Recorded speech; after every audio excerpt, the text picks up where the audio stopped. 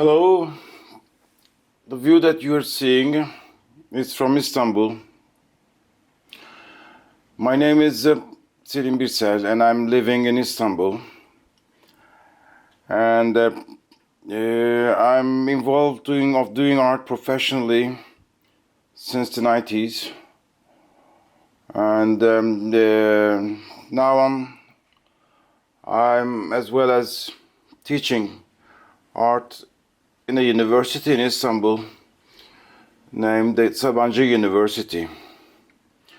And for my art and production, I share my life between Istanbul and a small village called Volissos on the Greek island Chios in Greece. This is since probably 10 years now that I'm doing the travel between Istanbul and Chios, Volissos, my little village. It gives me good feelings to be there and to be as well as in Istanbul between the two continents. The view that you're seeing, we are in the European side and facing the Asian side, and that bridge and the Bosphorus passes through this huge bridge. I see it every morning, every night, every day, and it gives me quite a big energy to think, to move, to create. When I came to Daejeon 30 years ago now, and there I have realized a piece called The Shadow Of, with the terracotta pieces, the pavement, terracotta pavement, where we have done the exhibition. So to give you some information about the piece that I've done there, it started like that. I dug around the 15 centimeter below the existing level of the black terracotta which covered the whole site. Then we placed the metal rods, marked them at 10 centimeters at the top of where we were going to pour concrete to do the base of the work. In the middle of that, there was a draining hole for water. We poured the concrete and leveled it at 10 centimeters below the outmarks. The day after, the concrete had dried. So we were able to draw the shape of the plane, because I need to say that this was a stealth plane called F-117A used during the Kuwait war from the American Army. It's a cast. So with the meticulous scaled plan and the blue rope, we traced the outline of the plane. The terracotta tiles were 30 centimeters to 20 centimeters and 5 centimeters of thickness. So what was important for me, the orientation was deliberately set. The tail was on the south and the nose of the plane was pointing to north. By installing the terracotta tiles, I changed the direction according to the rest of the sites. So in a way, I split the pavement. It was important to have that barely visible sliding. The existing terracotta tiles of the site formed a grid and came to the edge of my drawn plane. The grid was creating a minimum minus 5 centimeters of level and changing its installation direction. In a way, we were constructing a pool in the shape of the F117A. This barely visible form casts like a shadow of the plane flying above the site and an unmoving reminder of death. Because this place is unreal, it is. However, the play is even not in the sky. It might be everywhere. The possible visitor stands in the point of here inside a point, and it is prohibition of playback. This is my work that I've done there in Daejeon 30 years ago. Sure, my ideas has changed probably in 30 years. I'm getting older. But when I'm thinking about doing contemporary art, still doing art, I still start to have a pencil, a paper, and doing a sketch, very, very roughly a sketch. And I have several notebooks. So what remains in the beginning is it starts with a sketch. The ideas comes with a sketch. Sometimes I use the photographic machine to take pictures and get impression of that, and starting to build my piece around that. My work is mostly social. In the beginning it was more political, but it gets more social and turned to my environment, to the people, to the movement of the people of a society. I'm just a viewer and seeing from, as you are seeing from my window, I'm seeing from my window what's happening outside, and scrutinizing the horizon, and this gives me this movement outside in the city as well as in the nature. Mostly when I'm going to my Greek island, I'm more involved on the natural movement or the landscape movement or the atmosphere of this movement, and I think it's more and more with the age, I can say, the age of fire, where our planet is getting hotter, and it is more my work turned more on a ecological point and exchanging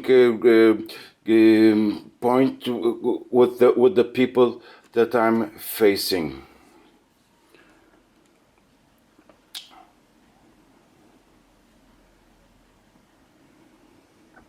They were there, and I started to play BR on my own. And those were in a way like flanneries or wandering in the backyard or back streets of Daejeon. It was nice to have. I spent probably 10 days there, and one of these days, with the rainy day, it was very fantastic. My production there was probably in a very contemporary, because I was just drawing a plane, a very, in a way, suprematistic plane that even the radar cannot see this plane. It's a stealth plane. But I was drawing this plane with the terracotta of the site, the terracotta pavements, and those materials are very traditional, and they're doing something very modernistic or futuristic with the traditional material. I like the conjunction between these two ideas. The work Shadow of was first created in a park in Daejeon, and then some of the works, I guess, have been transported to the museum and rebuilt in the museum. And I'm going to see this work, how it's been transported, because it's a very specific, as I was saying in the beginning of my speech. the nose is pointing north. It has an orientation, and the space that is the surrounding space is quite important, because you're just walking on a pavement, and suddenly something is changing, and it's barely invisible, like the idea of this plane. And when we do these transaction or the transportation from one side to another side, we should be very careful with what was the idea, the preliminary idea of the artist. Sometimes the speech can be changed, the meaning of the artwork can be changed. So it has to be, it has to fit to the idea how the artist has imagined the piece in the beginning when he was building it. This is my main idea or main preoccupation on transporting or transposing pieces from one place to another place. It's quite amazing that 30 years passed since we have done the Futures Lie Ahead. Late Pontus Ultan, I still remember him, his laugh, the talk that we had at the time. And he is not anymore with us, but I wish he is good where he is. And I wish to thank him that he gave me this opportunity. He believed it to me, and then 30 years after, Daejeon Museum found me, and here we are, and it's quite amazing to. I'm really glad that I'm going to see my piece 30 years after, and it will be a strange sensation, I think. Thank you to Daejeon Museum as well. So see you in Daejeon. Bye bye. Bonjour à mes futurs amis, garçons et filles dans le futur. Je m'appelle Jacqueline Doriac, je suis une jeune artiste française qui a participé à l'exposition Daejeon 93. Le ponton pour Pontus est un hommage à Pontus Ulten, commissaire de l'exposition Daejeon 93. Il a été l'un des plus grands passeurs de l'histoire de l'art contemporain. Quoi de plus naturel, de plus pertinent qu'un ponton de bambou? Il a aimé Vermeer et Spinoza. Il a été le premier directeur du centre Pompidou. Il était un homme incroyablement libre et généreux. Il a libéré les gardiens de musée. Oui, il y a un thème spécifique à l'intégralité de mon travail. Je crois au bonheur et à la joie. Tout mon travail est orienté vers la sensualité, l'empathie, la rencontre. Pour résumer, je dirais la géométrie de la sympathie ou in senso. Les visiteurs deviennent les acteurs de l'œuvre et la font vivre. Mon art est entre la sculpture et le vivant. Établir un dialogue entre l'art et le public me paraît le sujet le plus actuel, brûlant même compte tenu de l'actualité. Je ne pense pas que le flux de l'art brouille l'essence de l'art, car il est facile de lire les enchaînements et la lisibilité de l'art contemporain. Je désire ajouter un mot sur mon travail. Ainsi, dans mon œuvre Cercle jaune avec Femme en rouge, je souligne que l'on nous a surtout appris à regarder la peinture, le design. Mais ici, c'est la femme en rouge qu'il faut regarder comme une peinture. un acte fondateur d'une sensibilité plus large. Il faut sortir du champ pictural. Pour partager mes souvenirs mémorables de Daejeon 1993, je veux souligner que nous avons été reçus avec beaucoup de chaleur. Cela m'avait beaucoup touché. Notamment, je me souviens de M. Kim, j'avais remarqué sa beauté hiératique, ainsi que l'attention des personnes qui l'accompagnaient. Nous avons été très entourés pour la construction des œuvres. Nous avons découvert la nourriture, le fameux alcool, les visites des temples. 3 voyages merveilleux. L'exposition, effectivement, a été organisée sous 2 thèmes. Premièrement, tradition et modernité. Tradition pour moi dans le choix des matériaux et modernité que j'ai souligné et exprimé en invitant les visiteurs à faire partie intégrante de l'œuvre. C'est un nouveau regard sur l'ensemble de l'œuvre et sur le paysage. Le centre et les périphéries. Au centre, le sens du travail exprime de la gratitude et les périphéries permettent de voir les œuvres autour du ponton. Le ponton est une réponse à cet ensemble. Oui, en effet, mon travail peut être vu comme un espace de ritualisation, c'est juste, vivre profondément, un espace de réflexion sur soi-même et sur le paysage environnemental. Oui, du ponton, vous pouvez voir plusieurs œuvres, notamment les voiliers de Daniel Buren, ainsi que d'autres œuvres proches du ponton et du lac, par exemple Michael Asher. Et ce, dans un environnement naturel, le paysage du lac qui était magnifique. Dans ce sens, je peux citer l'exemple de Suivez mon panache rose, que j'ai réalisé à Paris en 2012, sous le commissariat de Laurent Lebon, actuellement président des centres Pompidou. En colorant les fumées d'une usine centrale thermique à Ivry-sur-Seine, à côté de Paris, je renarcissise les habitants et je crée un nouveau paysage urbain offert à tous. Très souvent, j'ai été invitée à créer une œuvre spécifique dans un endroit que je ne connaissais pas.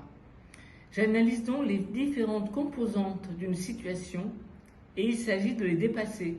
Un saut, en quelque sorte, qui redensifie le sens à apporter à l'œuvre créée. Ici en Corée, j'ai gardé à l'esprit la beauté du matériau du bambou, la magie des contes amoureux coréens, les qualités de sensibilité à la modernité et l'opiniâtreté coréenne. À nous l'avenir. Apporter un travail extérieur dans l'espace muséal, c'est tenter d'exprimer l'âme coréenne. Ce que je n'imagine, c'est donc profond et mystérieusement poétique, une idée de la tentation de la perfection coréenne. C'est ce que je pense ou crois de la volonté des jeunes Coréens et Coréennes. En réactualisant la réexposition d'œuvres d'art identiques similaires 30 ans après, le musée des MA élève la première exposition de 1993 au rang d'une œuvre d'art, tel un ready-made. C'est un acte de reconnaissance important et aussi une possibilité d'offrir à des jeunes gens et de nouveaux visiteurs une occasion généreuse de revivre ces moments. Merci chaleureusement à toute l'équipe de DMA, Alice Wu, Jin-Sol Lee et à Charles Lee pour ces questions. Au revoir. So my name is Dror Andeveld and I speak a little bit about myself. I was born in Israel, in Tel Aviv in 1960, where I began my artistic training in high school at the Lycée Tel Mayelin, which is very well known here. After my compulsory military service, I continued my studies in France, choosing to study in Lyon at the École nationale supérieure des beaux-arts, which seemed to me to be more modern than the one in Paris, which had retained a much more academic approach at the time. I'm talking about the early 80s. 2 years later, after my diploma, I had the opportunity to apply to the institute formed by 퐁피두센터, the curator of the exhibition here, the first one. The fact that I was accepted was of great importance to me, as the institute fulfilled all my aspirations, almost. It was a very rich experience, a time for debate and encounters and some very seminal memories. My dual culture has enabled me to develop a body of work that is perhaps more complex than my contemporary. In any case, I didn't want to give up anything to this. I thought this was a richness, and I'm still thinking like that. And I will try to give a brief explanation of the work exhibit here. My idea was to start with one hexagonal base model of volume, make several of them and combine them to create a simple arithmetic sequence, 1 unit, 2 units, 3 units, etc. till 10. Unlike Carl André, for example, who did similar things, my combination formed signs, numbers or part of numbers that look like digital numbers, so it's a great difference. At the end of the series appeared the word un, the French word, that means 1 in English, made of 10 units. And this one is important because it's from a loop back to the original units, so from 1 unit to the word 1. What follows symbolizes the passage from form to written language. That's why it's so important for me. Also, the paradoxical aspect of the world is essential. The tensions that exist between the logic, the mathematical logic, and in one side and the other side, the metaphysic. So two worlds totally different, separated, that I try to put it together in one piece. So that's why the paradox. My approach follows the footsteps of minimal art and conceptual.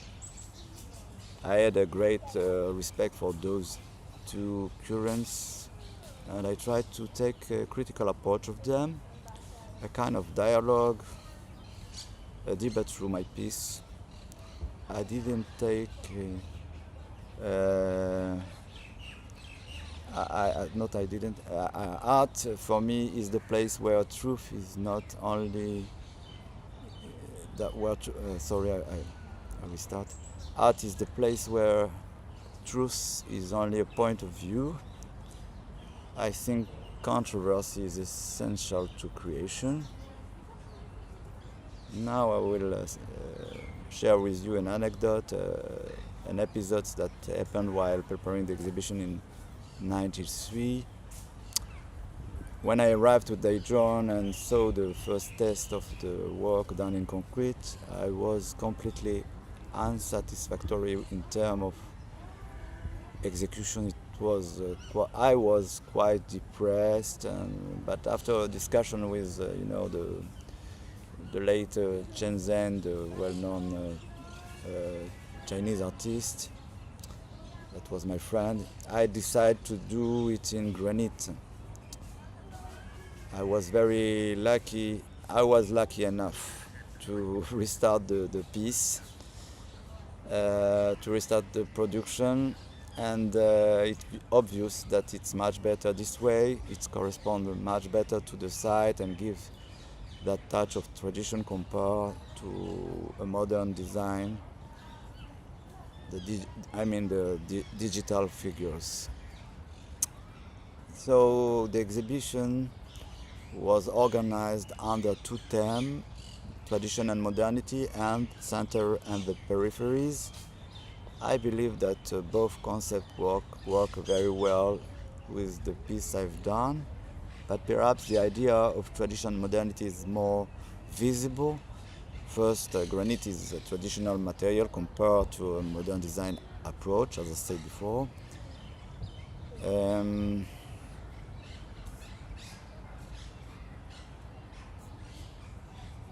as I explained earlier, I'm from Israel, which at the time was mostly on the banks of the West. It wasn't yet the startup nation we know today. It was only the beginning of that. And from a cultural point of view, Israeli cinema, for example, wasn't very well known as today. So here we can make a parallel with Korea, that has also today a very well-known cinema and appreciated cinema, and also a very important technological industry. So maybe we can see the same evolution, maybe a few years later in Korea. In short, I was thinking in terms of someone who look at the situation of art a bit from an outsider position, or so on periphery. I try to introduce notions that come from Jewish culture. You can argue that Jewish culture is at the center of the West. It is true, but not quite in reality, because Jewish culture has long been ignored by Western countries in which it was developed.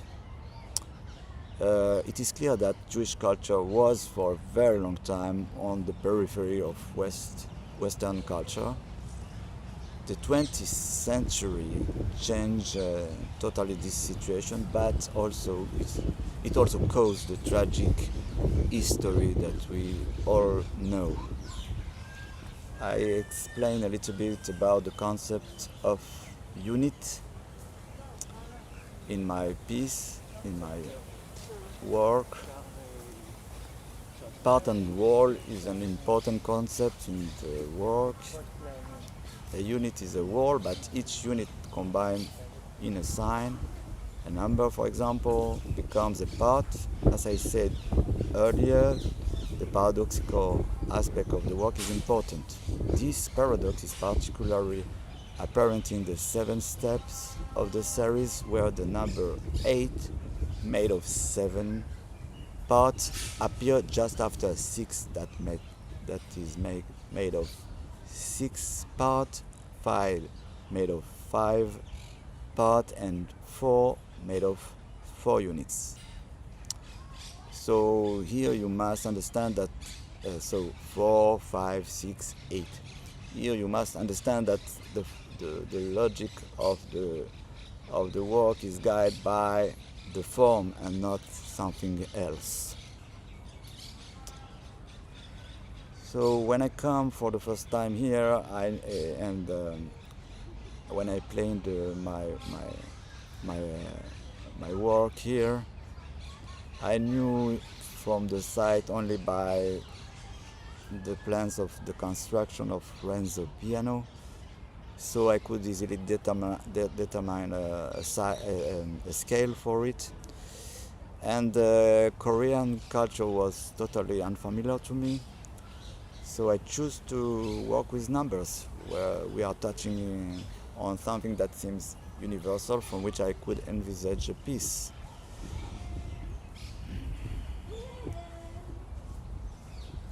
I believe that the works in general, the work depends on the place where it is exhibited. It takes its full meaning in a specific context, especially like in my work.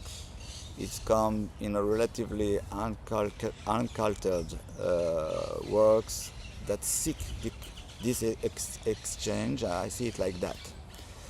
This is expressed in my work in any element that compose the series. So an element depends on what is before and what is after. By itself, the element or the part of the work does not make sense. You have to see it as a whole, as a general view. So the context. I think I succeeded in expressing this interdependence between the work and the place.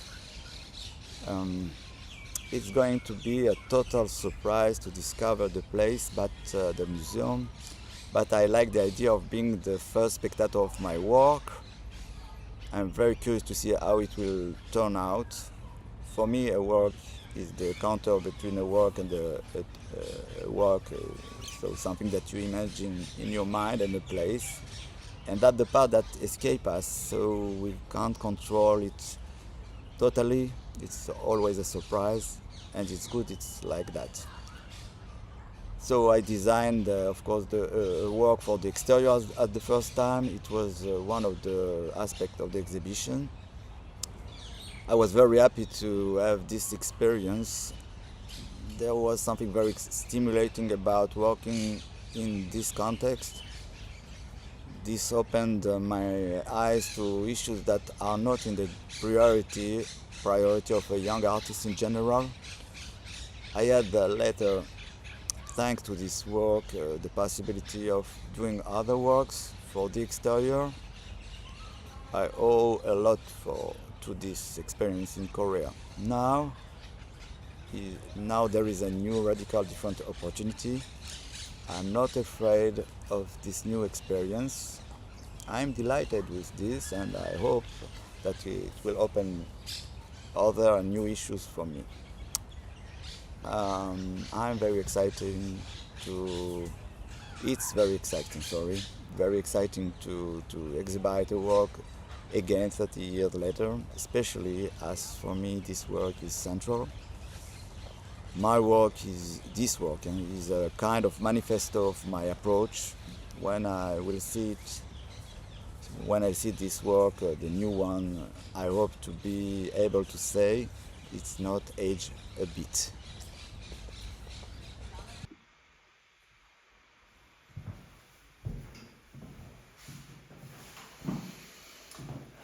Hello, I'm Manuel Franke, and I'm a sculptor from Germany.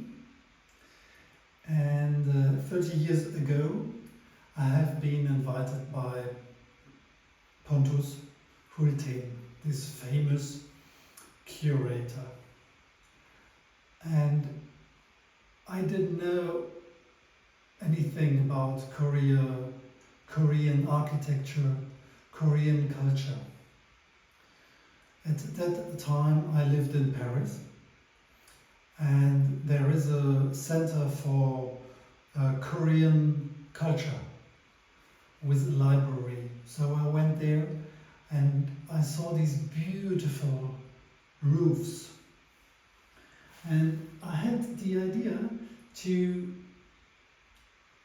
make a casting of a Korean roof. So what you see here is polyester.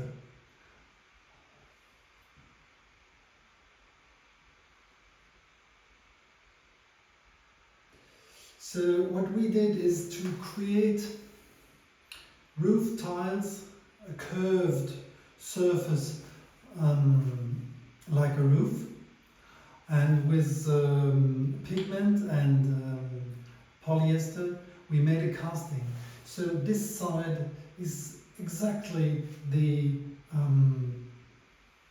shows exactly the details of the roof, but in an artificial color and a translucent material.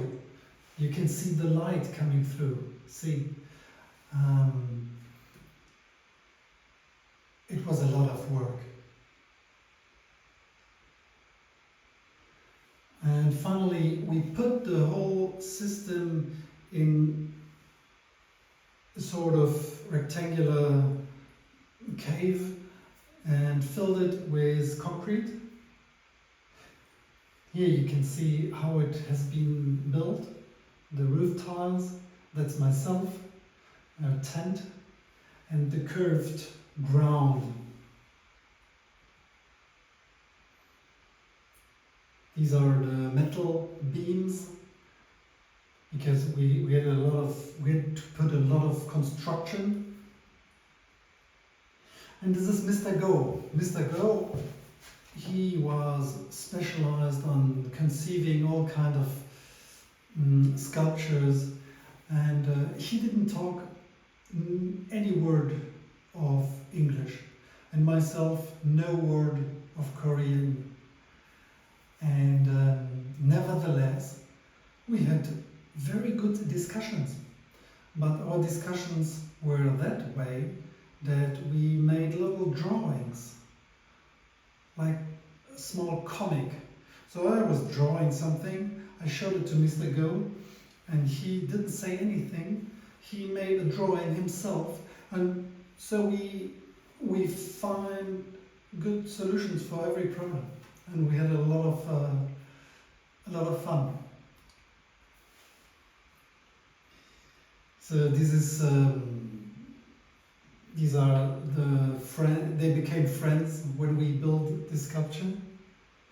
Oh yeah, here you can see the translucent aspect. It's really, the light comes through. This is the blue concrete. It was important for me to stick the whole thing into concrete like a cantilever.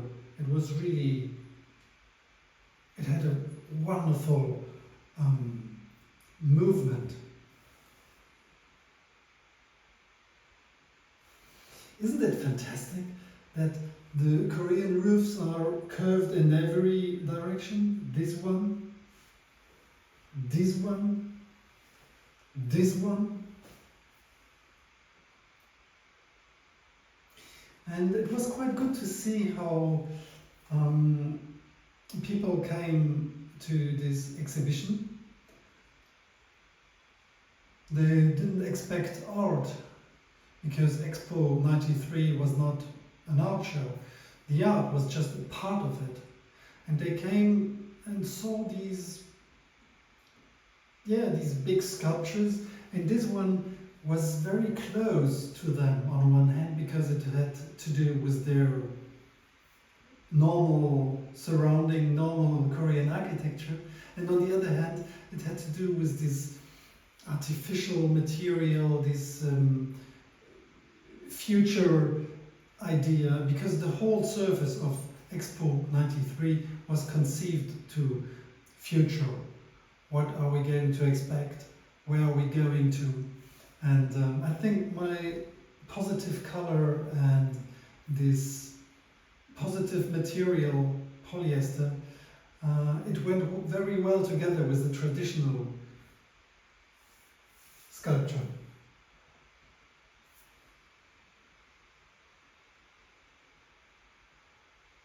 These are small details. You can see every detail was in negative, like in a casting.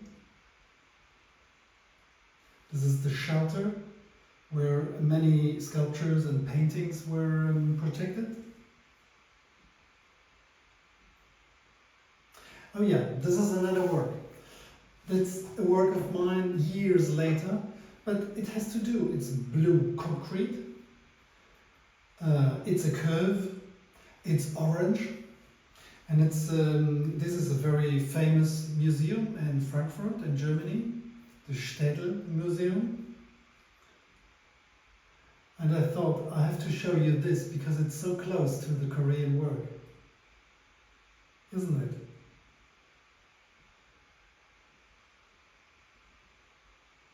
This is another work of mine that plays with the curve and the space and how you can shape the space.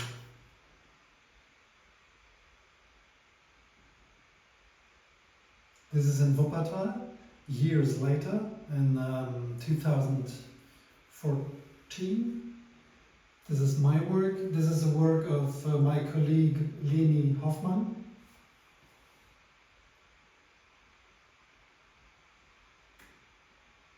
And another work of mine, lots of color. It's a museum close to Düsseldorf. And these are metal profiles.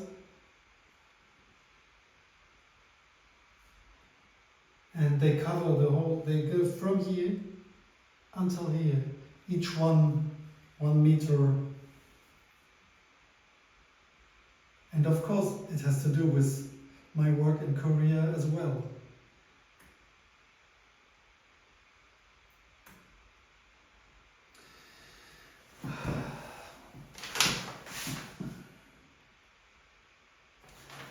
The title, Nodang Kiwa, the title of this work is Nodang Kiwa, and I think Kiwa is the roof tile, and Nodang is a very small town next to Busan.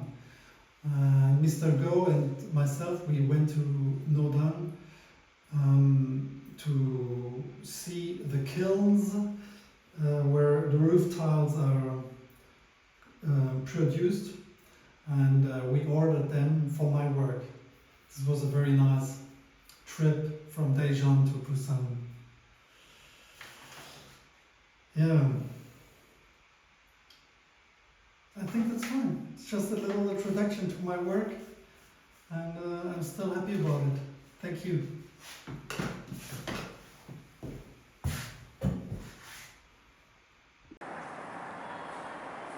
And work in Dusseldorf. After studying at the Dusseldorf Art Academy, I was a scholarship holder and assistant professor at the Institut des Hautes Études en Arts Plastiques in Paris. That was a very important time that had a strong influence on me and my work. The international guests opened up new perspectives for me. Through the international artists, my understanding of other cultures has grown. From Daniel Buren, I learned about the work on site and developed it further for myself. Pontus Hulton taught me his view of art history. The Institute had a very professional and at the same time friendly character. I am still friends with many of the artists I know from that time.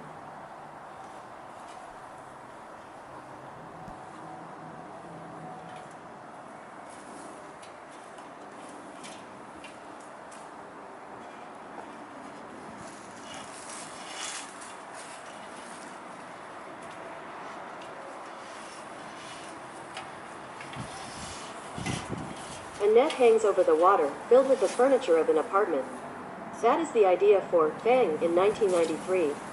It remains unclear whether the net has just been pulled out of the water or whether it is being lowered, it is being held in the balance. The new work, Flying Chairs, follows in a certain way the idea from back then, as it also addresses the theme of insecurity through the unstable situation of the chairs.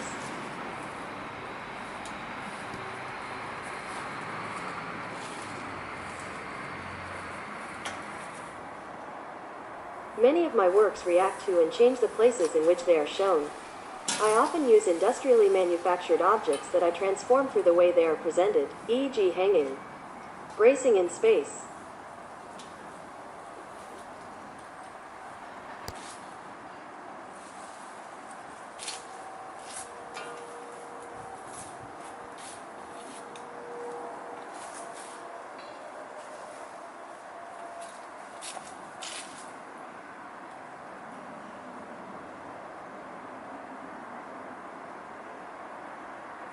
I don't think much of the criticism. I think that art, like society, is complex and the reduction to individual movements is more of a construction of the art market.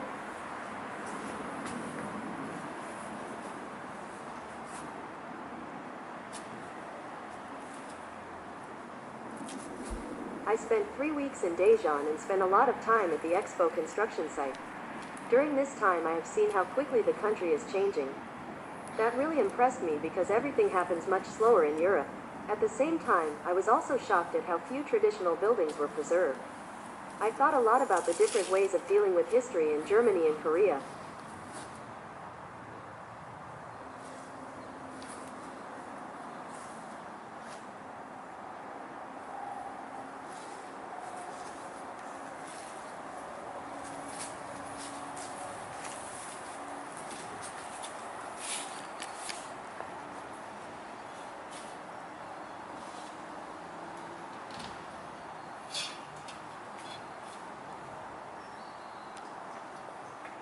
I thought about the dangers of progress, especially the danger of marine pollution, as I had read that fishing has traditionally played a large role in Korea.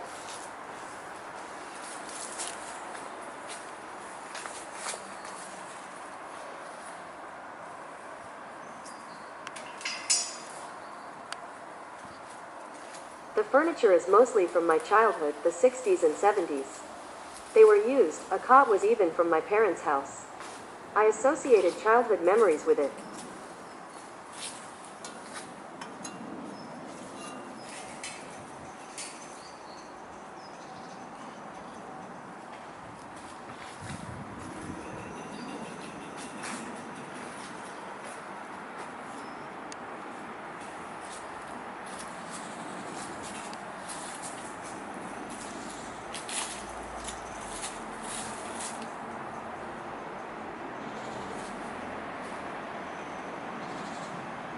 Yes, it was a big challenge, also because I had little experience with works of art of this size outdoors.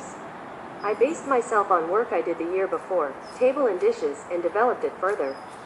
I tried to put myself in the situation of the country and to imagine the newly created place, expo site and later sculpture park. Because this place didn't exist yet, a lot of things were possible, e.g. setting up the masts and the net before the water was in the lake. By the way, I never saw my work finished because the lake didn't have any water when I left. I only know the work from photos.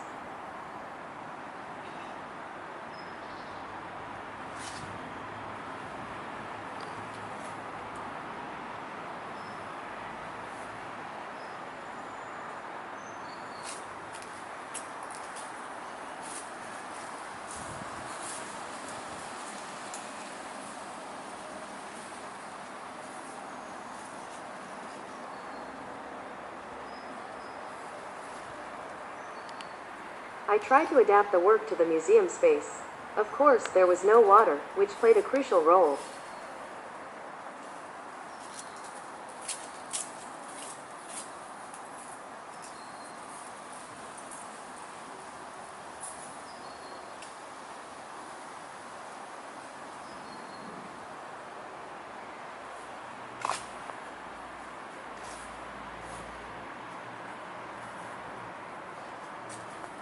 I understand the idea of showing such an important exhibition again and making it accessible to today's audience.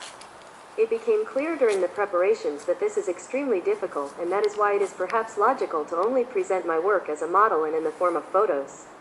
However, this could have been thought about beforehand. It's good that the exhibition is now being expanded to include current works.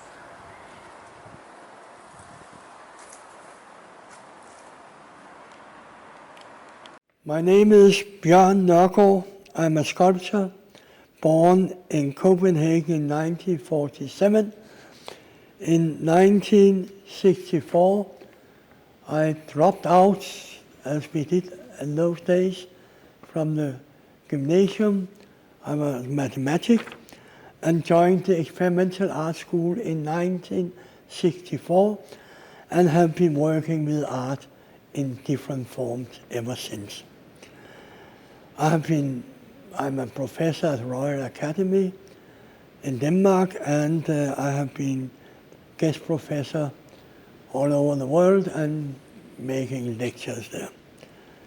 This sculpture was created in 1993, and that was where the Berlin Wall went down, and we went from this world, east-west, to a more open global world. And that globalization that we call it today was in a way the idea for this sculpture, Souls Without Home on Their Way. Because I saw that the identity we have had in the world was now open up, and we had to find out what to do now. In Europe, we set the science and the art, justice, and other disciplines free in the years of 1700 and 1800, where we had the French Revolution and what we in Europe called the Enlightenment. And at that time, before that time, the church has a monopoly of everything. And now we said God is dead. We chopped off the head of the king, And then the Enlightenment philosophers introduced the idea of democracy. The people should have the power.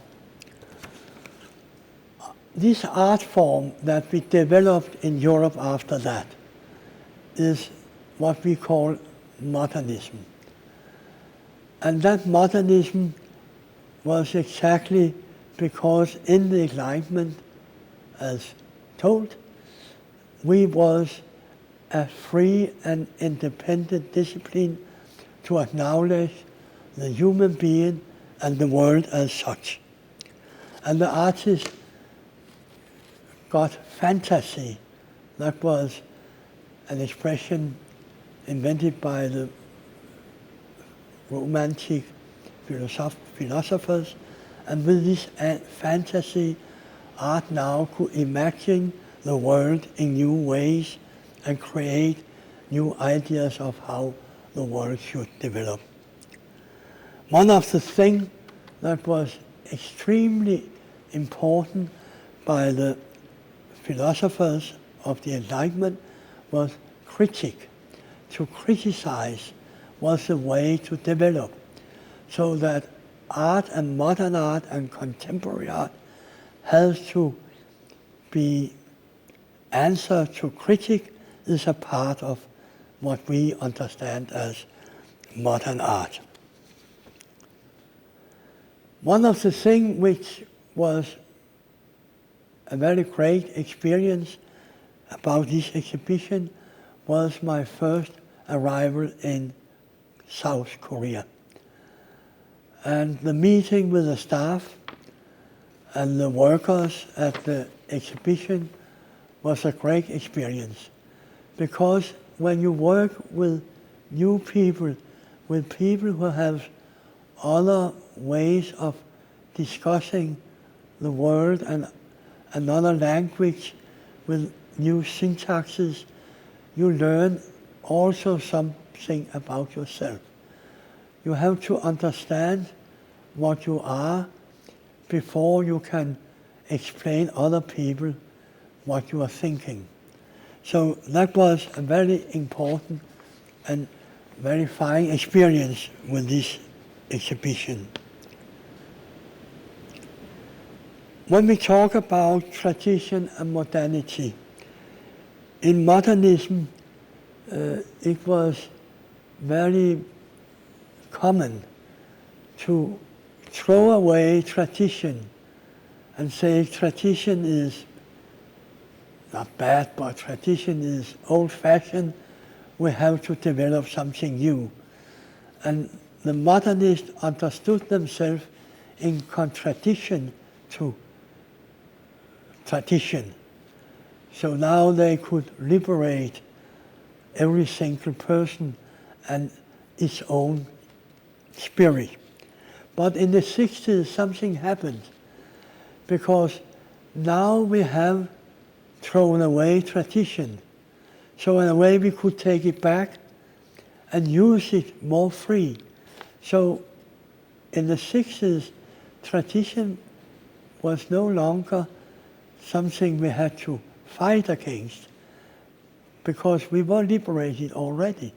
So tradition was something we took in to the new way of thinking art and the world.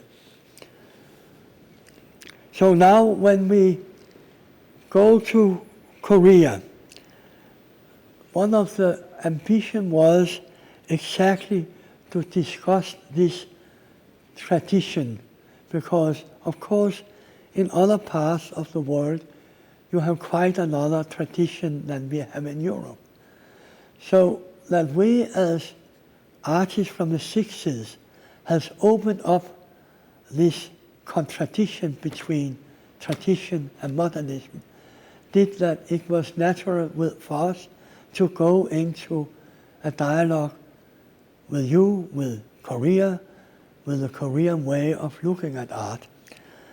And I think it's a very important thing when we talk about the globalization, that in globalization we have in a way set ourselves free to investigate to accept the different way of different cultures express themselves and how they see the world. Therefore, when I was thinking about a work for Korea in 1993, this Souls Without Home became a way to, with my soul, to investigate how can we manage in this new world which has opened up. And one of the things I found out was that the numbers 3 and 7 was repeated in many cultures, in many traditions, in many religions. So those two numbers became the numbers how I built up the structure in the sculpture. So there are 3 columns, there are 3 big figures, and there are 7 sculptures on the columns. At the same time, I used basic materials, stone, iron, and wood. Iron was from the birth of the world, the birth of the earth. And stone is what came out of that process, and it is exactly that stone now breaks down that we have earth. So plant can grow.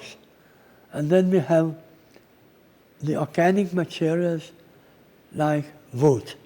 So we have 3 materials from different times in our history as Earth.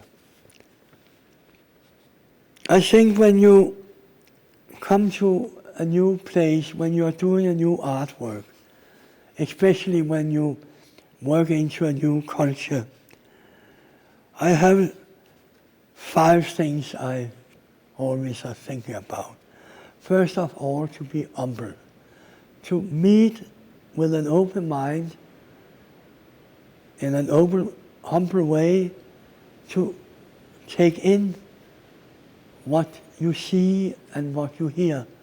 So you don't come with your own predictions and try to understand, but open up before you understand.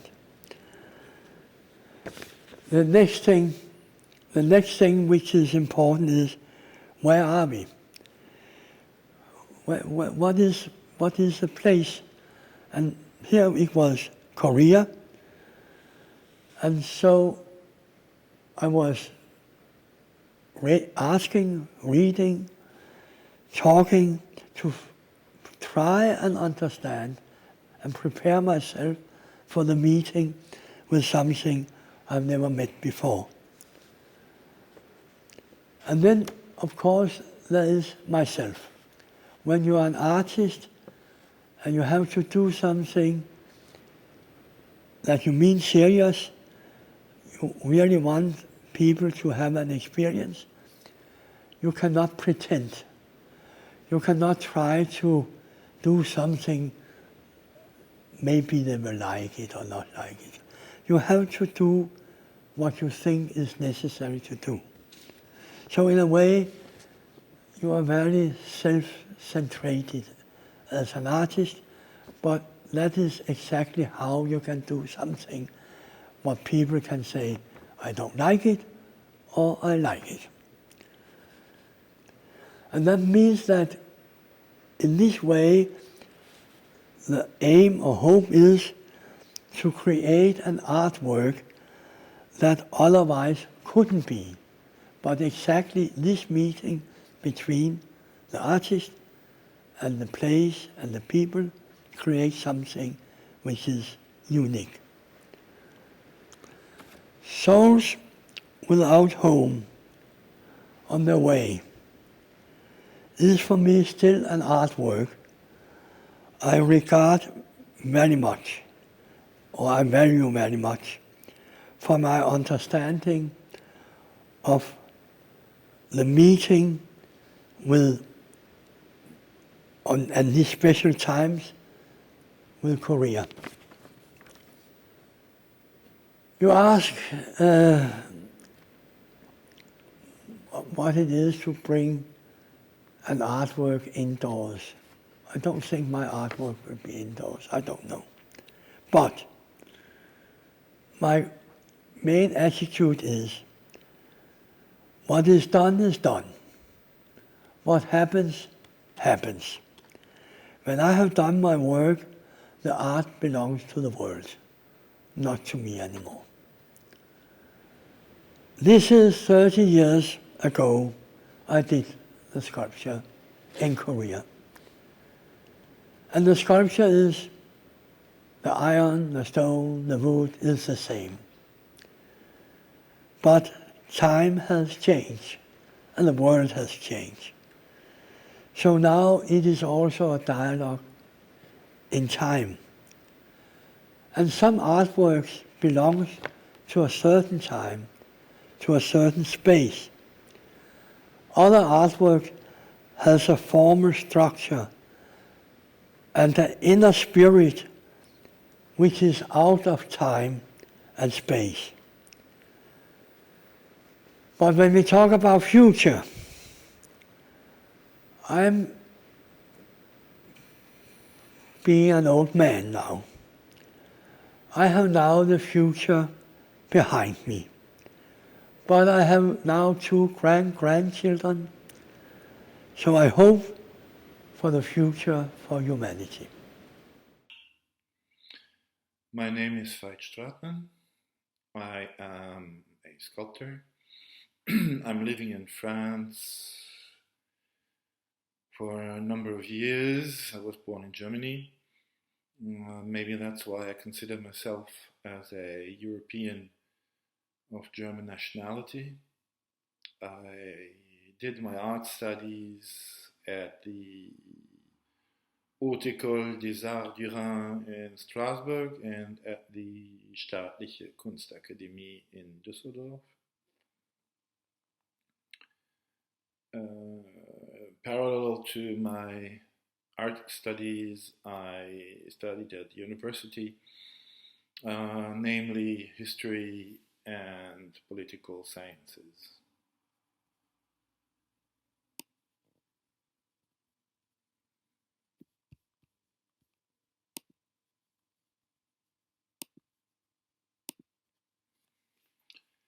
The premise or the premises of the Daejeon platforms was the assessment that as an artist, as an individual, I could not compete with the collective display of political and corporate power and means. All I could do was to try to sneak in the system and to create places in the world from where the visitors could contemplate their surroundings, but on which they would be looked at themselves and thus become part of the exhibition. In that way, the platforms are just tools to generate ways of looking and ways maybe of moving. In the same time, well, better said, the other parenthesis was that the exhibition platform was shaped like a hot air balloon, and I thought that with my platforms I could anchor this hot air balloon. I could keep it basically on the ground.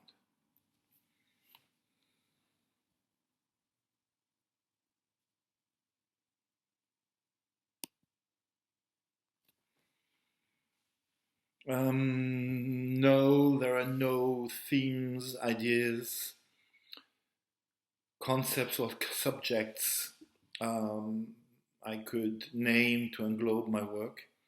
There are only a series of questions that pop up all the time and keep me going. They pop up in different configurations and maybe in different percentages in the works. I'm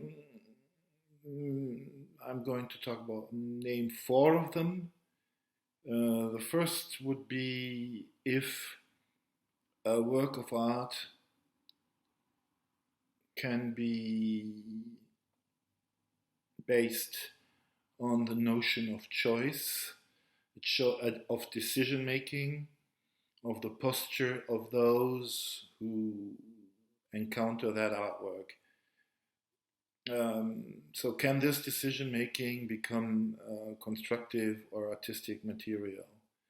And if political action originates in the making of choices of decision, would it be possible by encountering a work of art to oscillate between political and artistic acting, between political acting and creating visual artistic forms?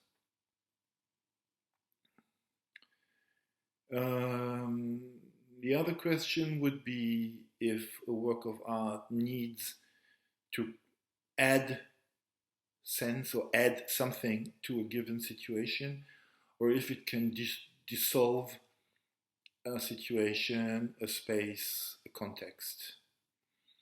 And if this dissolution could be used as a blur, as a way of blurring the status of those involved in that context, as there are the author, the viewers, and the people who administer the situation or the space. And of course, can this blurring become artistic material? The third question, the third topic would be that it is possible that there is a discrepancy, an ethical discrepancy between somebody acting as an artist or the same person acting as a normal citizen, father, mother, lover, partner,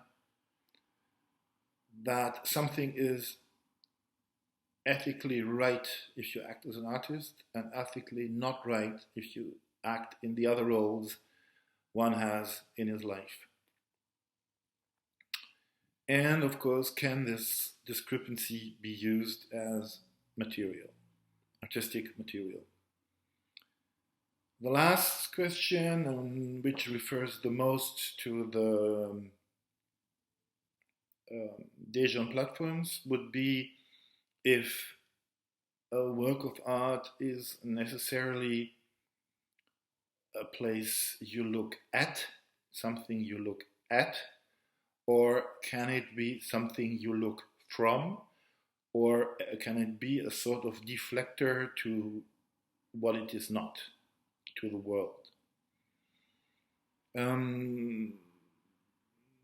This question once was named by the French art theorician Michel Gauthier intransitivity, meaning very simply that if you interact with my work in general, you do not look at my work but at the rest, everything but my work, basically. That's maybe why I actually am a little bit uncomfortable with using the word work of art or artwork. I rather use the word artistic gesture because it de-dramatizes the whole situation and gives me freedom. because an artistic gesture can be everything. It can even be a work of art, but it doesn't need to be. And I still can fulfill what I have to do as an artist, meaning to do something, to generate something.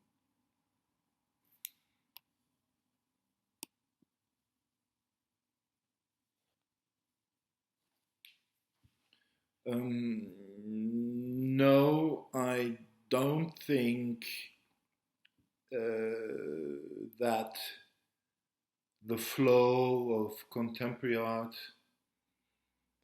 dissolves or blurs the essence of art itself. Because very simply, that would mean that I knew what the essence of art was, which of course I don't know. And for the rest, I think anyway, future generations will choose what they think is great art, and or future generations or future fashions will choose what is great art. So I think it's not very efficient to think in those terms. Personally, I think for my work that I rather see art as an intellectual discipline rather than a means of making things. And in making things, I include conceptual art, because conceptual art produces concepts or ideas as things, whereas I'd rather generate a process, unleash a process, start a process without knowing how and it ends, where it ends, which shape or form it has during its evolution, and if or when it comes to an end, and where.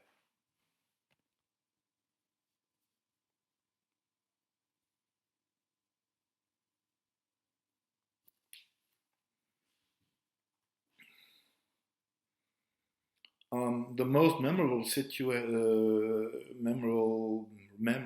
situation related to the 대전expo was that as soon as I got off the plane, was informed that my work would not be built. I was a little bit surprised that I had flown to Seoul to learn that my work wouldn't be done, so I asked why, and I was informed that the concrete which it took to build the platforms would ooze some toxic, chemicals, which, as it was too fresh, which would intoxicate the water when the pond at the end of the exhibition platform would be flooded, and it would put the fish who had to be put in the pond in danger.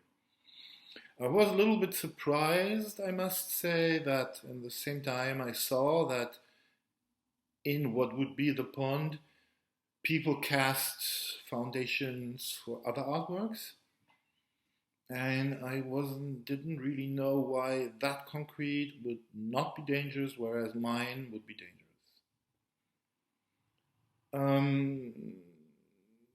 And finally, it took about 3 weeks of discussions between 퐁피두센터의 and the organizers of the expo to go to start again with my work, but only when I had found out that my platforms would never touch the pond because the actual shoreline did not correspond to the shoreline as it was given on the maps. So the platforms would be in retreat from the pond, thus could not put in danger the little fish. And there was no argument left to not to do the piece. But it was a kind of strange experience to be around, knowing that I had to make a decision every day, but never knowing when and about what, and not knowing how long this process of decision making concerning the piece would last.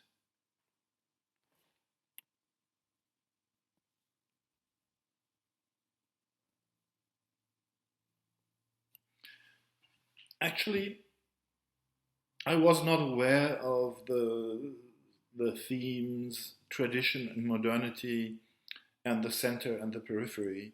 It's something I learned now, but in the same time, it's strange to look at those topics, namely center and periphery, 30 years later, because the premises within the art world have shifted that much that I do not consider this distinction as being valid. And that might be a base for a reinterpretation of the whole show, of a re-lecture, a re-reading of the whole situation.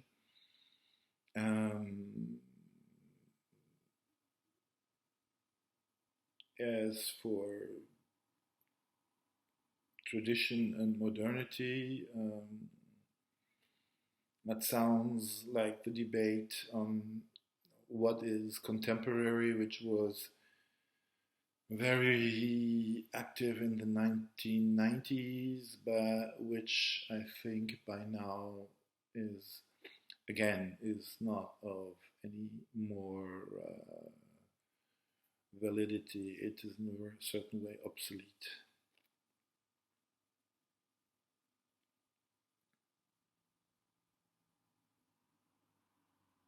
Yes, it was challenging to conceive a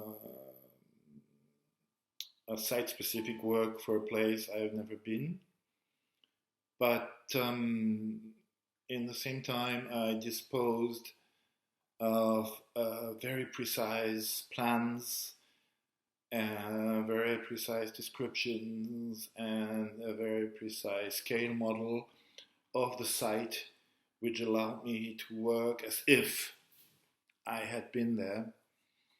The only condition I had given myself was to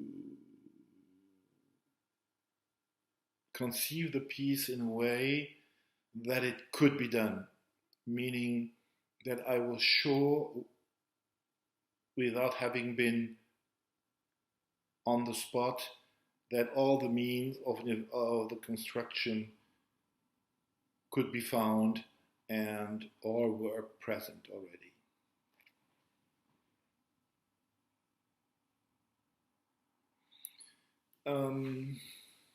As I said a little bit earlier, the platforms were not really made as tools to look at the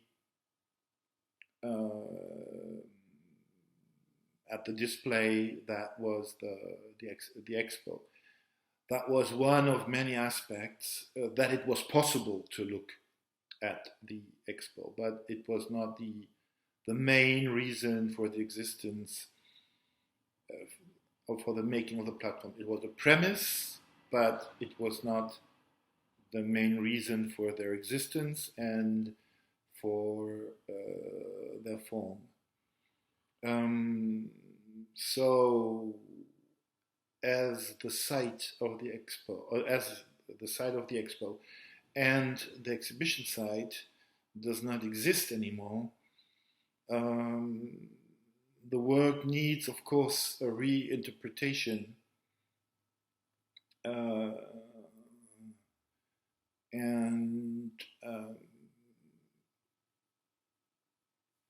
I don't know if and where they will be placed, if it makes sense to place them somewhere else, or where they will be placed. So I have no idea, actually,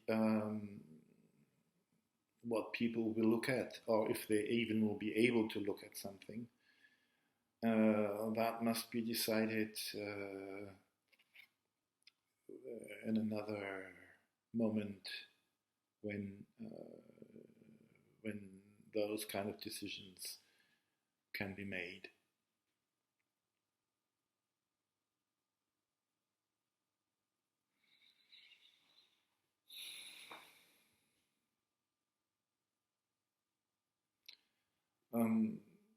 The most important thing, on what I insisted most and which was the most important for me, was that the platforms, having been site-specific works, what is shown now are not the platforms, are not the work as it that was present in the 대전엑spo. It is a documentation of the work. So I tried to make it very visible that the elements shown in the expo, in the exhibit, in the inside,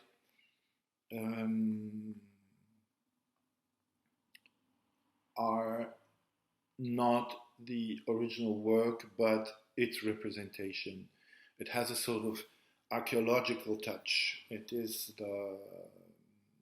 an archive of what it was, but it's not the work as it has been.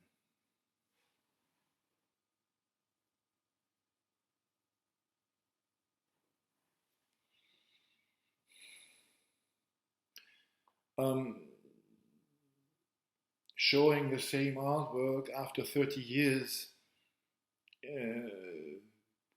is, well, it depends on the quality, on the characteristics of the work. On one hand, since art in the Occidental definition was invented when in the late 15th century, when somebody said, I did this, and when art was detached from its architectural background, and it became a commodity. And the proper of a commodity is to be sold, to be transported, to be exhibited, potentially. It's important to remember that this detachment of art from its architectural background and it's becoming a commodity happened in the same time,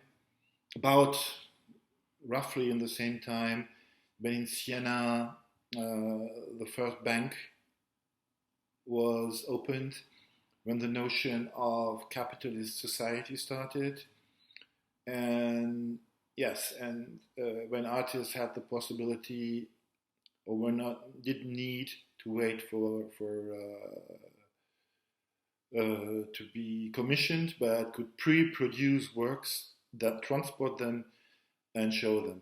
And this invents the figure of the art collector and the figure of the art collector and of the exhibition.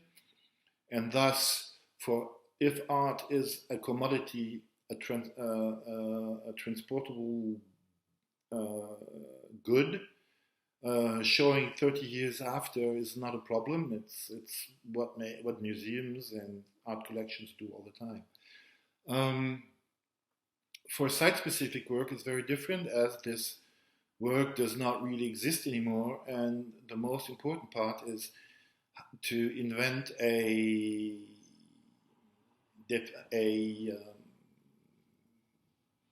documentation, invent an archive of the work, and to keep it alive through what it is not.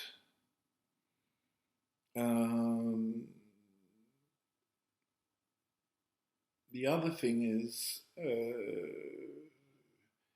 that it is, of course, a very ambiguous gesture to reinvent or reinstall a show, an art show that existed in a very precise context at a given time, in a given spot.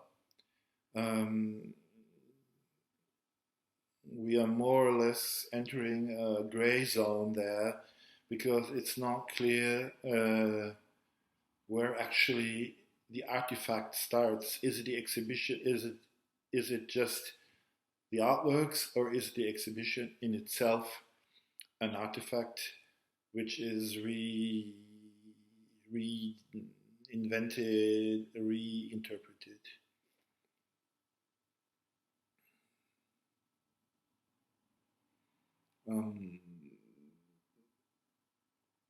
I think personally, as I already said, for me, it is important that my work as a site-specific piece is just there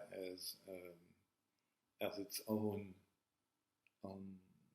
documentation.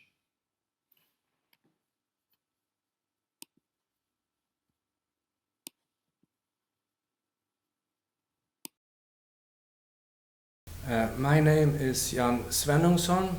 I'm Swedish artist, 62 years old, and for now 25 years I live in Berlin, in Germany. And I also teach art in Vienna, in Austria. I studied in Stockholm and in the late 1980s in Paris at the institute which Pontus Hulten, also Swedish, had founded. My first interest in art began when I was very young and discovered the Surrealists. Man Ray was the first one, then Marcel Duchamp and all the others. I guess what it was that made me crazy about this was this feeling that you can change the world, even at least change the perception of reality through art, discover new worlds, discover new ways of being. And even if long time has passed since then, I'm still very fond of this idea. In Daejeon in 1993, together with 3 Korean bricklayers, I built a sculpture in brick, which looked just like an old-fashioned industrial chimney. It was beautifully made, and at the same time it was strange to see it at its place, because it didn't look like you expect an artwork to look like. The chimney was demolished about 15 years ago, when a new building took its place. For this new exhibition, we first explored whether it would be possible to build it again, but it soon turned out this was not possible. Instead, I now exhibit 28 photos which I made in 1993 from when my sculpture was built. I was on the site every day assisting the bricklayers. In the evenings, I returned to the site after I had cleaned myself, and I had a large camera, and I made careful photographs of how our work progressed, where you also see a lot of other things happening in the building of Expo 1993. In the new exhibition there will also be a small bronze chimney, which has the right proportions, but which is only 32 centimeters high and easy to exhibit. A successful artwork is not limited to one understanding and one explanation, and it keeps triggering ideas. I hope that my work is doing this, and I'm always curious myself to see how it will develop over time and what new ideas it might bring over time.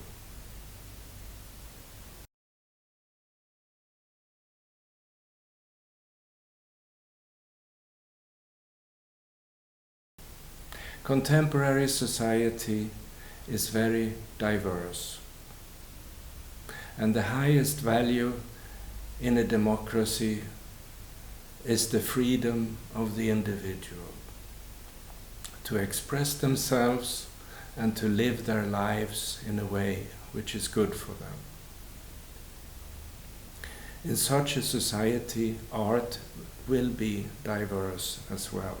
It will take many shapes, and we can't decide with objectivity which shape is better. But we will always think about it, and that is one reason why it is so interesting to be around art and to make art. When I first met the bricklayers, who had been chosen to work with me by the building contractor, and I told them that I was going to be their assistant, they were very surprised. I guess they didn't often have assistants flying in from Europe. But to me, when I build large sculptures in brick, I am always an assistant to the bricklayers, because I need to be there, I need to see everything which is going on, and I want to leave my mark on the sculpture.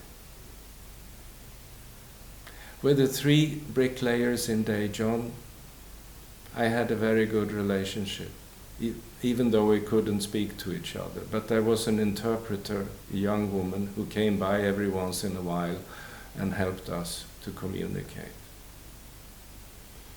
And when we were almost finished, one evening we went out on our own in a restaurant and celebrated without an interpreter. But this time we got along even without language, with no language problems, even though we still couldn't speak to each other. It was a very nice evening. I also made a group picture of the 4 of us, which is in the new exhibition. Please have a look. It's a great memory for me.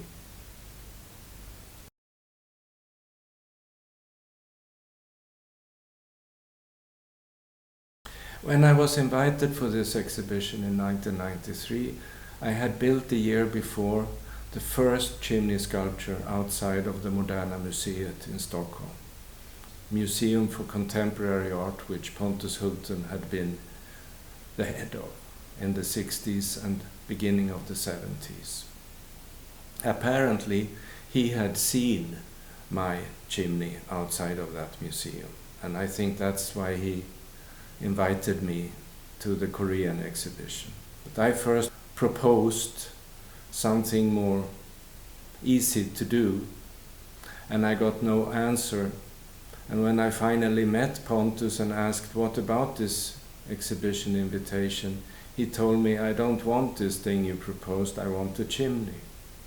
So I said, okay, if you say so, I will be brave and I will take on this project.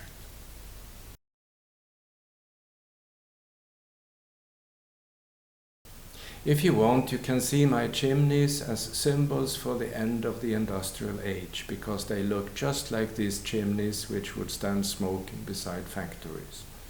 But my chimneys have a roof. There is no smoke, they are ecological, and they belong to the information age, because they are all about thinking and ideas and projecting your thoughts onto an object and getting stimulation in return. They are not dirty. And if they have a message, they have many messages, and it is you who decide which one is the better one for you.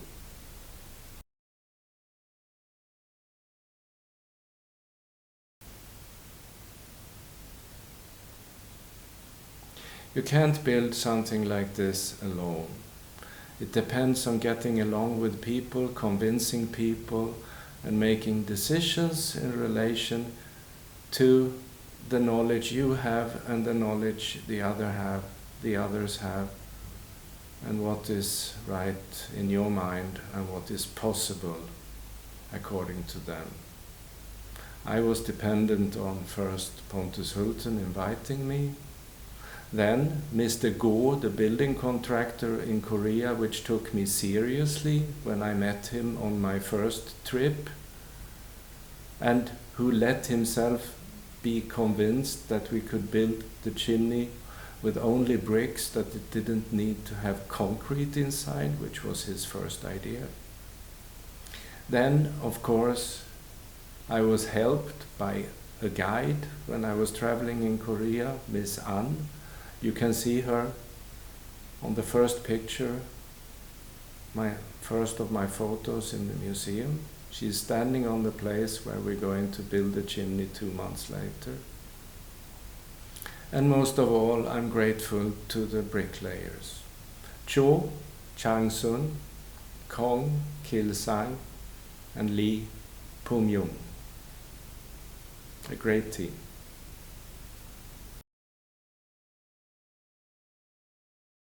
When I first built my chimney in Stockholm 1 year before Daejeon, I was going to show photos of a chimney inside the museum, and I got the idea I could make a copy in 3 dimensions just outside of the window. And to my great surprise, the museum director said, yes, good idea.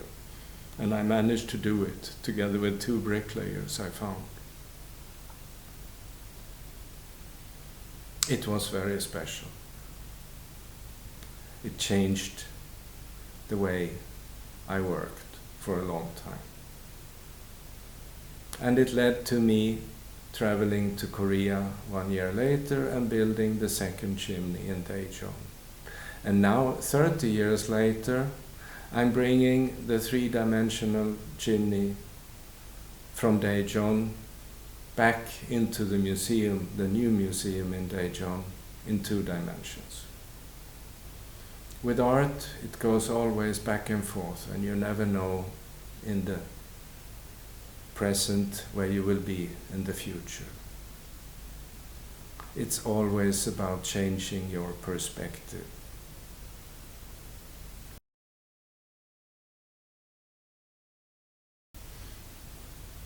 In this exhibition, we are looking back on visions of the future from 30 years ago.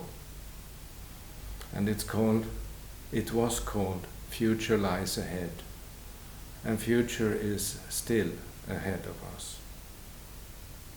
Art can be both very much of its moment and it can be timeless. You never know how it will change and develop when you make it. I'm very excited now, sitting here in Berlin, talking to the camera, to go back to Daejeon to see the exhibition with my photos from 30 years ago and to see the other artists' works 30 years after we met in Daejeon last time. I'm very curious to see how the situation will compare with my memories and with my ideas for the future today in 2020. 23.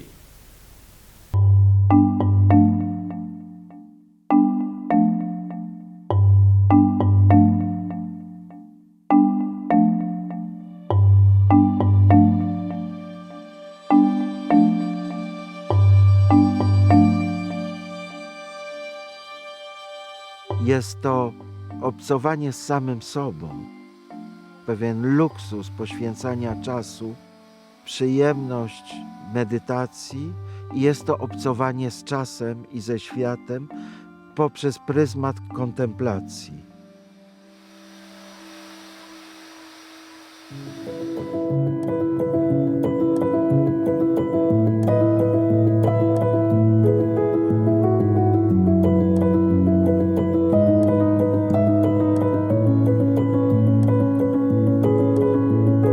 Moja pierwsza rzeźba, jaką stworzyłem, przedstawiała ziarno. Mój ojciec prowadził badania genetyczne związane z krzyżowaniem różnych odmian. W Dańkowie jako dziecko właśnie miałem kontakt z tą całą kulturą ziemi, z nasionami, przyrodą. Dlatego, gdy zacząłem zajmować się rzeźbą, czułem podświadomie, że rzeźba łączy się ze światem przyrody, ze światem natury. Cyklem, który przewija się przez całe moje życie rzeźbiarza, są ogniwa nieskończoności. Tak je nazywam. Zaczęły się w Polsce.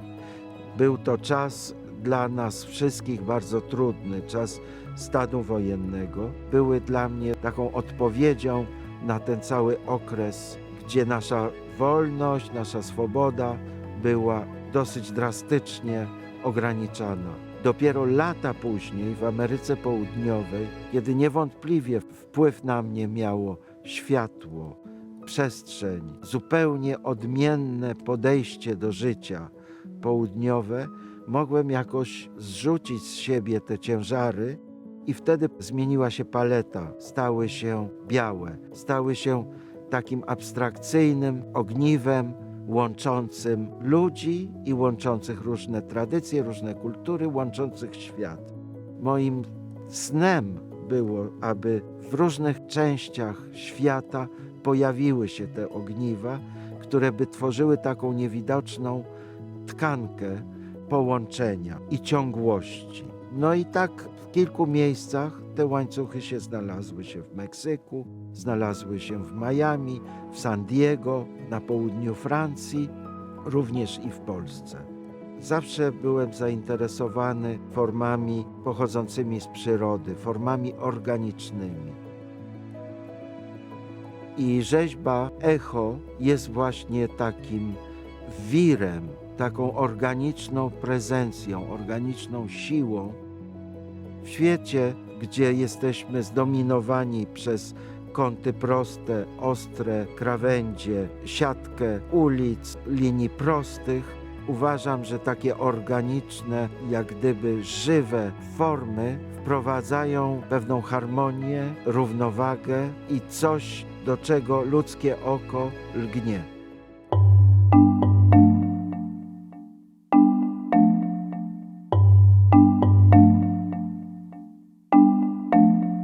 Lubię eksperymentować z materiałami i jednym z przykładów są prace, które zacząłem robić po powrocie z Azji. Zafascynowany buddyzmem, ich podejściem do materii, do kwestii przemijalności, do kwestii ulotności naszego życia, powstały właśnie aranżacje przestrzenne z cienkich jak włos drucików. Jest to cykl, który trwał przez kilka lat. Drugą taką pracą, którą zrealizowałem bezpośrednio po powrocie z Azji, są mandale. To jest cały cykl różnej wielkości okręgów, które realizuję przy użyciu maleńkich drobinek ziemi. Przypomina proces medytacji, gdzie człowiek jest skupiony na jednej rzeczy i ręce są zajęte, natomiast umysł może podróżować w rozmaitych kierunkach. W tym roku rozpocząłem pracę w zupełnie innej technice, która jednak ma wiele wspólnego z wcześniejszymi pracami. Są to perforacje. Nazywam tą serię Przejrzystość. Jest to dla mnie nowy eksperyment ze światłem. To jest pewna przyjemność, pewne zadanie intelektualne, które sobie wyznaczam. Odkrywanie takich nowych możliwości, wkraczanie na tereny dziewicze. Tylko dzięki temu kontynuuję pracę jako artysta, że właśnie jest ta możliwość odkrywania tych nowych horyzontów.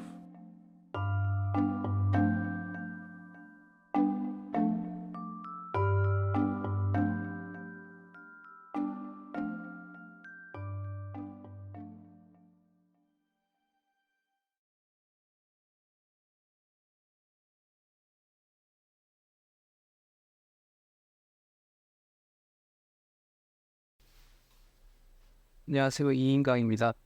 저는 제 부상의 경험을 바탕으로 신체의 확장과 대안적 움직임에 대한 고민을 다양한 매체를 통해서 작업하고 있습니다. 제 흠작은 퍼포밍스트 01로 이 작업은 기존의 제 작업에 사용하던 기술을 확장해서 참여자들의 뇌파와 그들 간의 상호작용을 기반으로 동작을 만들어내는 작업입니다.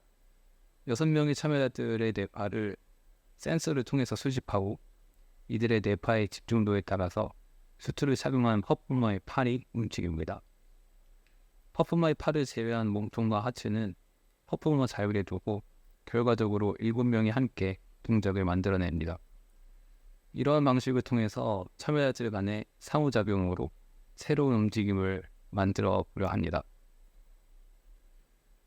동작을 데이터화하고 그것을 저장하고 출력해서 다시 동작으로 만들어내는 과정을 저는 동작 백업이라고 이름 붙였습니다. 저의 수트 시리즈의 첫 번째 작업인 드로잉스트 01 그리고 드로잉스트 02에서는 특정 작가의 드로잉을 하는 오른팔 동작을 데이터화했고 그것을 수트에 입력시켜서 착용자가 원본 작가의 동작을 수행할 수 있게 했습니다. 이런 동작 백업은 카메라를 통해서 포착된 사진이나 비디오처럼 특정 시간의 동작을 저장해 놓을 수 있습니다. 이렇게 정보화된 동작과 착용자, 수트의 상호작용을 통해서 매번 새로운 드로잉과 움직임을 만들어내려고 합니다. 이번 퍼포밍스트에서는 앞서 말씀드린 필드인의 소통을 넘어서 다주체 간의 연결을 통해서 동작을 만들어내는 시도를 해보려 합니다. 신체의 제약을 극복하는 것을 넘어서 개인의 동작을 타인이 개입하는 방식, 주체의 동작을 다체와 연결하는 방식으로 타인으로부터 시작한 동작의 시작과 수행한 몸의 연결 지점을 매개하는 수트를 통해서 다주체 간의 동작이 완벽한 싱크를 맞추는 것을 목표로 하고 있습니다. 이러한 연결 지점에서 뇌파를 송신하는 참여자와 수트, 퍼포머 간의 교감 지점을 찾아보는 것도 재미있는 요소가 될 것 같습니다.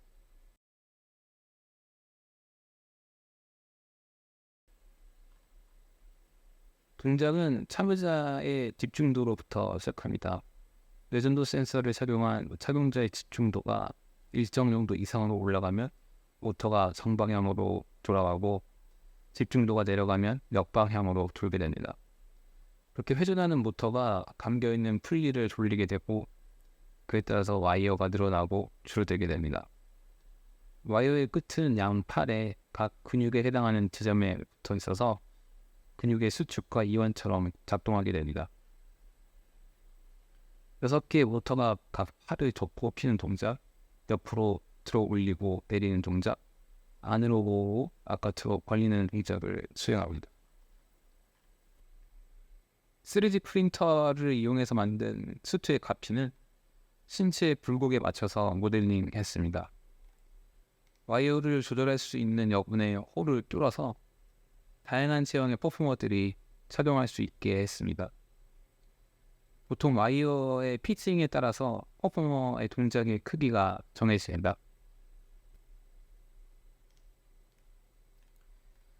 사실 제 작업은 수트를 그대로 보여주는 것도 하나의 부분일 수 있지만 더 중요한 것은 퍼포먼스를 통해서 보여지는 움직임입니다. 이번 전시의 개막식 퍼포먼스에는 서태리 안무가가 수트를 입고 퍼포먼스를 하게 됩니다. 현장에서 볼 수 있는 개파승신 참여자와 퍼포머, 수트의 미묘한 교감을 퍼포먼스 이후 전시장에서도 그 실황 공연의 흔적을 가능한 유추해 볼 수 있게 전시를 구성해 보려 합니다.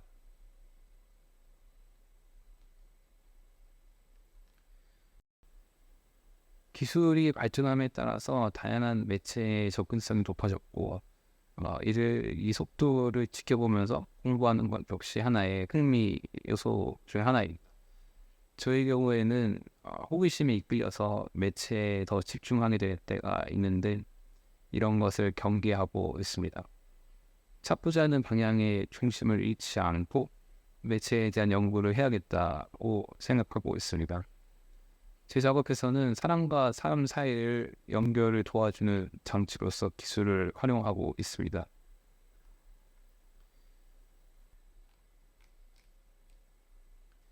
앞서 말씀드린 것처럼 급변하는 기술의 흐름 속에서 미래를 예측하는 것은 더 어려워진 것 같습니다. 아무래도 제가 바라보는 미래는 이번에 출품한 퍼포밍2에서 초연결 사회의 모습을 유추해 볼 수 있을 것 같습니다. 물질적인 거래를 넘어서 정신적인 연결까지 이루어지는 디지털 환경 속에서 새로운 차원의 상호작용을 이끌어낼 것을 기대하고 있습니다. 동작과 연결에 관한 고민을 계속해보려 합니다. 예를 들어서 다수의 사람이 착용하고 하나의 유기체처럼 움직이게 만들어주는 수트를 계획하고 있습니다. 이번에 발표하는 퍼포밍 수트 01이 정신적인 연결로 동작을 만들어낸다면 다음 작업에서는 물리적인 움직임으로 동작을 만들어내보려 합니다. Hello, my name is Ingo Baumgarten. I'm born 1964 in Western Germany. I received my artistic education in the art schools of Karlsruhe in Germany, Paris in France, Norwich in UK, and finally in Tokyo, Japan. My work has been exhibited in Germany, Portugal, France, UK, Japan, Taiwan, USA, Korea, China, and in Australia. My work is mainly painting. Actually, I'm living in Seoul in Korea and I'm teaching painting at Hongik University. The 6 paintings selected for this show are focusing on architectural design in Korea. After I moved to Seoul, I became especially interested in that architecture of the 1970s and to 1990s, in which traditional ideas, functions and concepts are fused with certain modern Western techniques and material, which makes a very exclusive Korean fusion, in my eyes at least. The concept of visual anthropology is fitting very well to the conceptual side of my work. This term is defined as the exploration of everyday life, culture and society with the methods of participating observation and its transformation in images and artworks. So, I like to deal with topics and themes I am related to. Therefore, I focus on motives I have seen and experienced myself. And therefore, I do not use pictures from the media or from other people. Yes, like this, my work is closely connected to me and my experience and to the reality surrounding me and many of the spectators of my work. On the other side, I like to underline that each painting is also an aesthetic independent artifact with a specific relationship of color, composition and relationships and forms and structures. And just, it's less usual to talk much about this. However, it is this aesthetical appearance which is drawing attraction to artwork or a painting. A lot of my work features architecture, because the constructed and designed structures are shaping our living space and our options, and finally ourselves. On the other side, the buildings and houses are created and designed by human beings and show sometimes their intentions, their ideas, or their aesthetic feelings.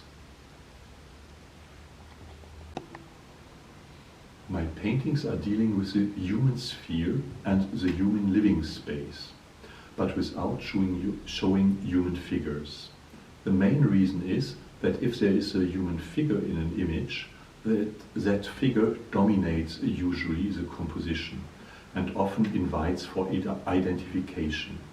If there's a figure, the relationship of that figure with other elements of the image becomes the theme of the image. I prefer to confront the spectator directly with those elements of our living spaces without that there is a figure mediating in between. All images are cut views of reality. Never all aspects can be perceived or shown simultaneously. In my paintings, the concentration upon details is exaggerating that experience in some way. Also, I like to show things which are usually overlooked and not often observed consciously.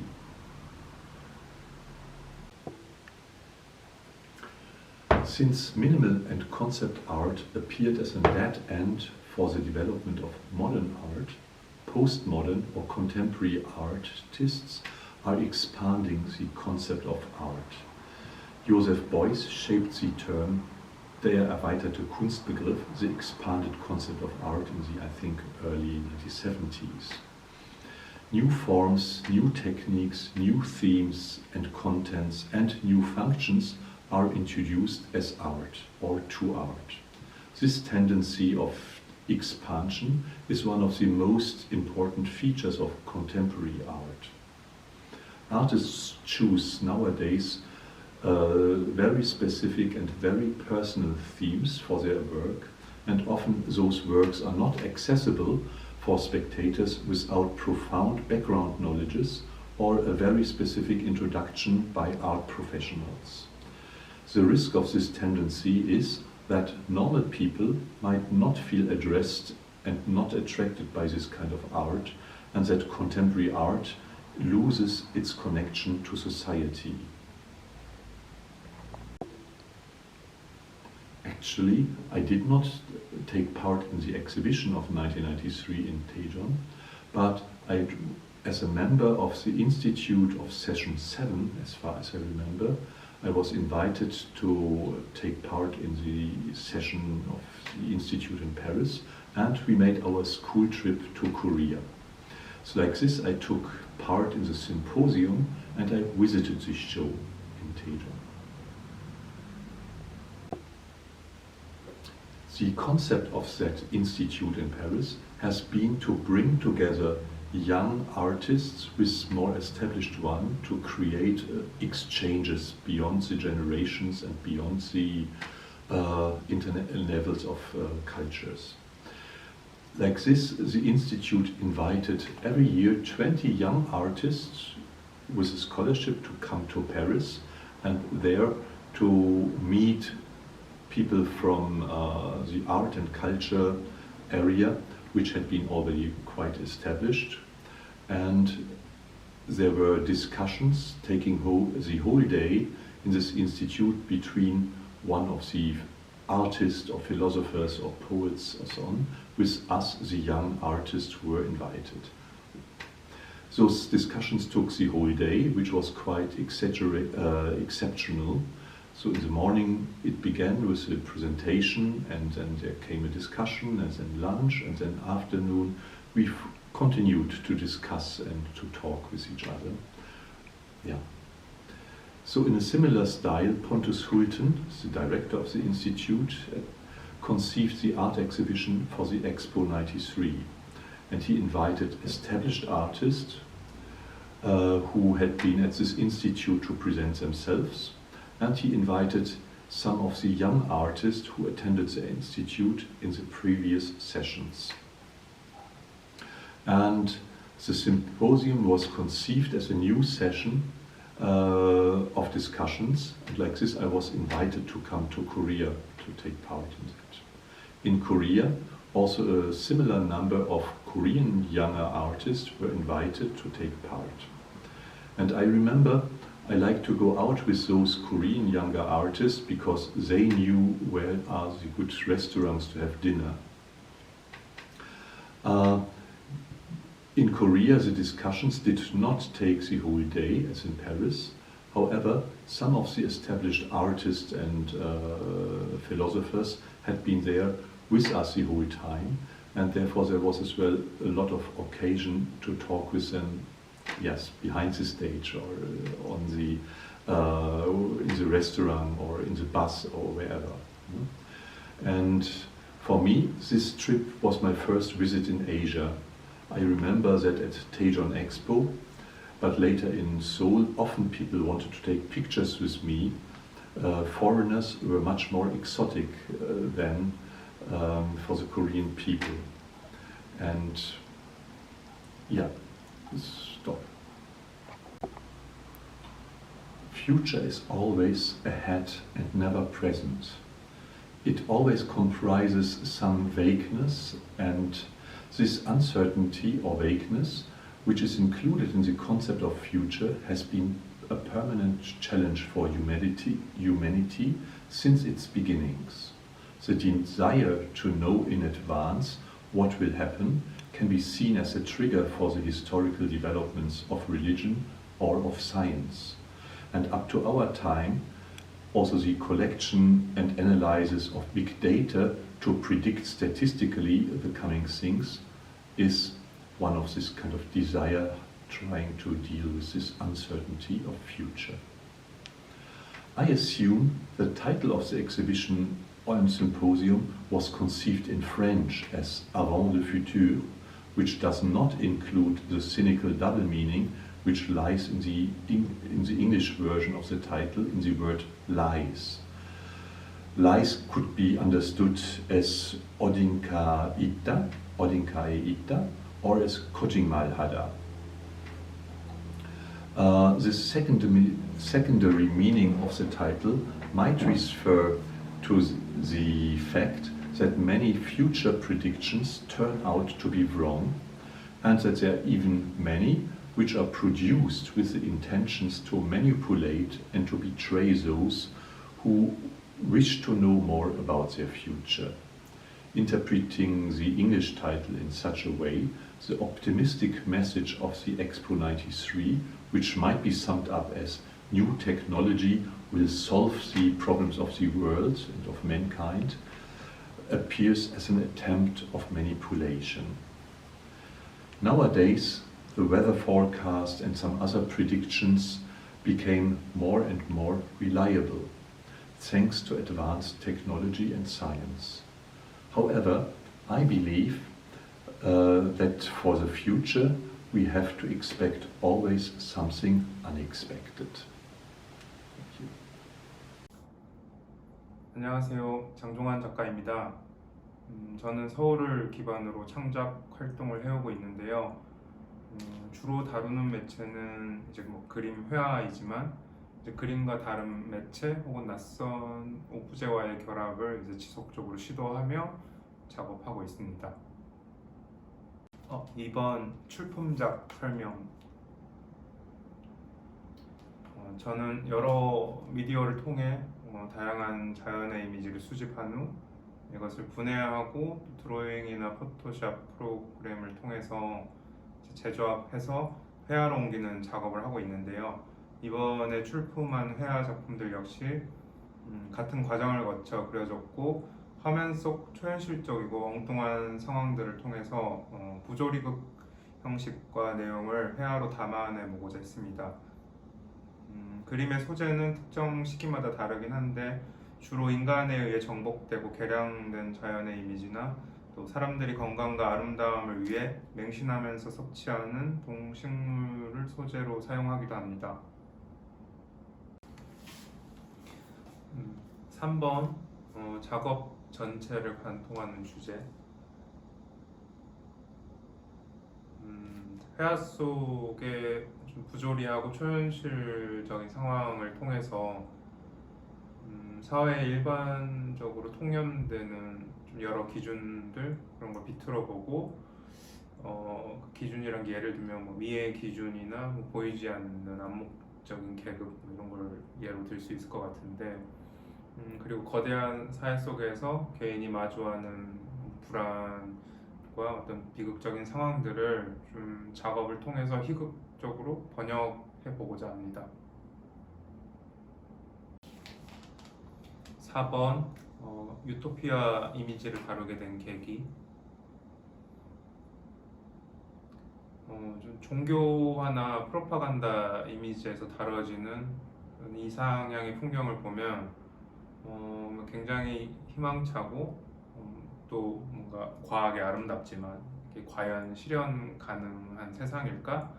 라는 어떤 의구심 같은 게 들었고 저는 이런 제 의심을 그 작품 속 낙원의 이미지 안에 좀 부조리하고 유머러스한 형태로 녹여들게 해가지고 이제 불안과 긴장을 품고 있는 유토피아의 이미지를 좀 회화로 이제 그려보고자 했습니다. 5번 여러 다양한 재료를 사용한 특별한 이유. 제 작품을 통해 하고자 하는 이야기에 적합한 재료를 계속해서 찾아가는 여정에 있다라고 생각을 하는데 뭐 여전히 그 여정 중에 있는 상태고 앞으로도 다양한 재료를 작업에 시도해볼 예정입니다. 그리고 여러 재료를 로테이션 하면서 이제 사용하면 뭔가 스스로 좀 매너리즘에 빠지는 거를 방지하는 데도 도움이 되는 것 같고 그런 의미에서 좀 스스로 긴장도 주고 새로 리프레시도 하고 6번 작업 과정에서 가장 염두하고 작업하는 부분. 저는 유머라고 생각하는데요.